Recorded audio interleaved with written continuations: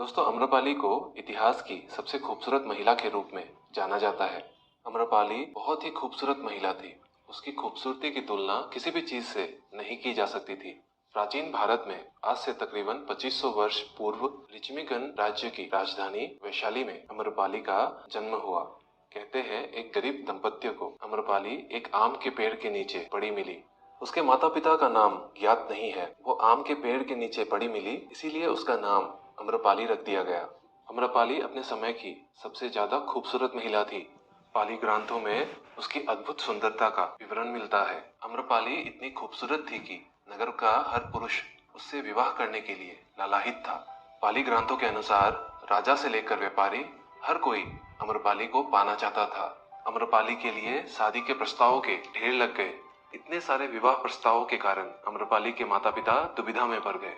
अगर अम्रपाली के लिए कोई एक पुरुष उसके माता पिता उसके लिए चुनते तो नगर के बाकी लोग क्रोधित होकर उस पर हमला कर देते। इसी कारण 16 वर्षीय अम्रपाली की शादी किसी से नहीं हो पा रही थी। अगर कोई बड़ा राजकुमार या व्यापारी अपनी ताकत और दौलत के दम पर अगर अम्रपाली से शादी करता तो नगर में अशांति भी फैल सकती थी, वह हंगामा भी हो सकता था। इसीलिए अमीर और ताकतवर लोग भी ऐसा नहीं कर पा रहे थे। पाली ग्रंथों के अनुसार वैशाली एक लोकतांत्रिक राज्य था जिसकी एक अपनी सांसद हुआ करती थी। जब अम्रपाली की खबर वैशाली सांसदों के सदस्यों तक पहुंची तो उन्होंने इस मुद्दे पर चर्चा करने का फैसला किया। उन्होंने तय किया कि वैशाली राज्य की एकता व शांति के लिए सभी की खुशी जरूरी है। इसीलिए उस दौरान अम्रपाली को नगर वधु यानी वेश्या बना दिया गया।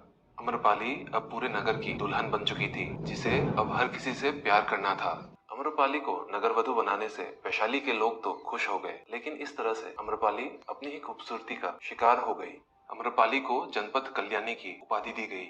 यह खिताब किसी भी खूबसूरत महिला को 7 सालों के लिए दिया जाता था। अम्रपाली को अपना महल मिला, उसे शारीरिक संबंध बनाने के लिए अपना पार्टनर चुनने का अधिकार भी मिला। इसके साथ ही वह वैशाली राज्य दरबार की नित्यांगना भी बन गई। अम्रपाली की अद्भुत सुंदरता की बातें न केवल वैशाली राज्य तक सीमित थी बल्कि पूरी दुनिया में वो प्रचलित थी।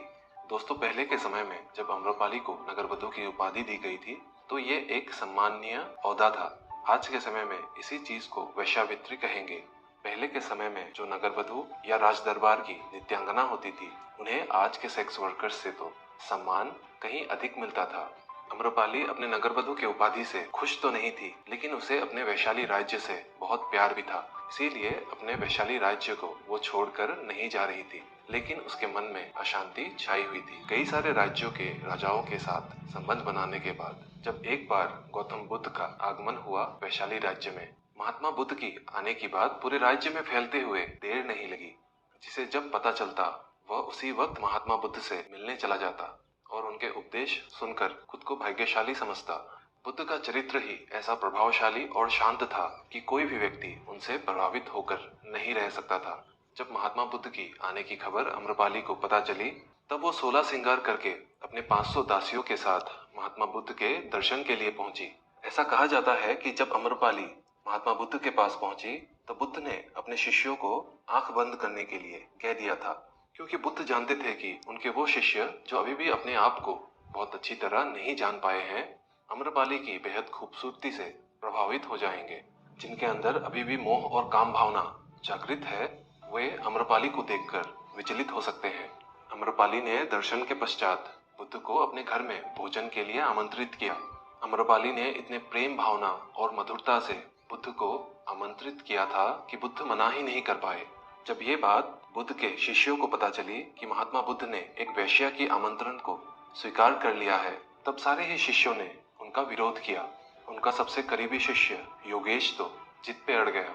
शिष्य कहने लगे कि समाज में क्या संदेश जाएगा, लोग क्या कहेंगे कि बुद्ध उस वेश्या के घर क्यों गए थे।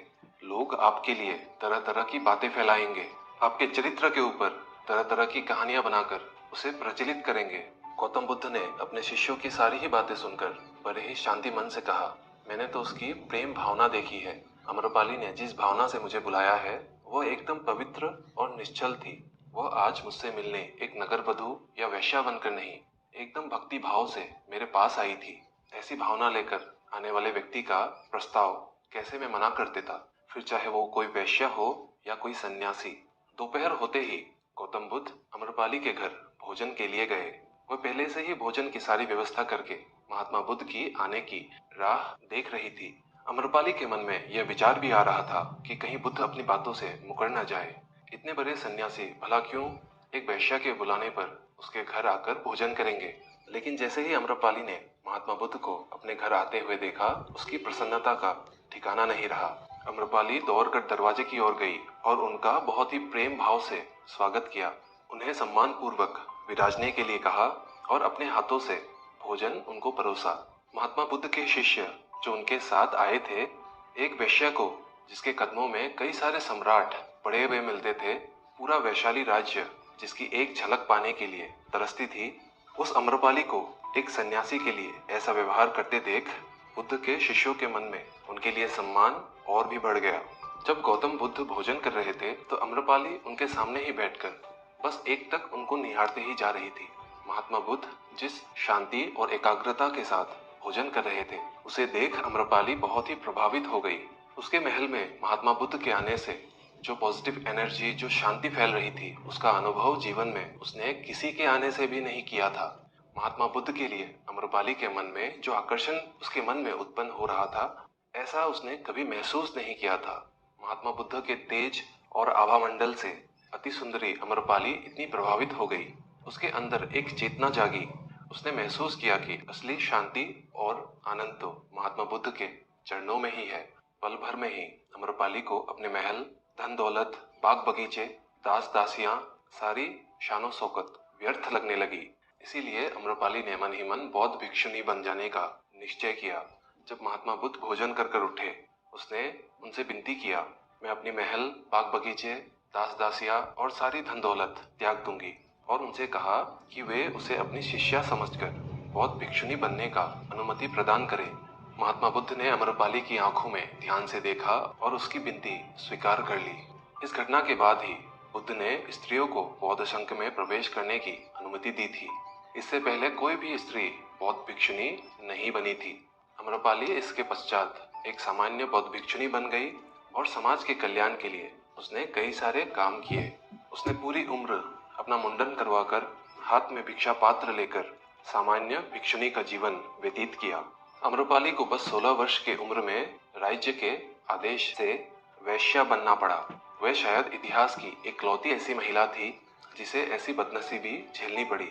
अम्रपाली का एक खूबसूरत लड़की से नगरवधु बनने का, उसके बाद बौद्ध भिक्षुनी बन जाने की यात्रा की कहानी आपको कैसी लगी, हमें कमेंट्स में लिखकर जरूर बताएं।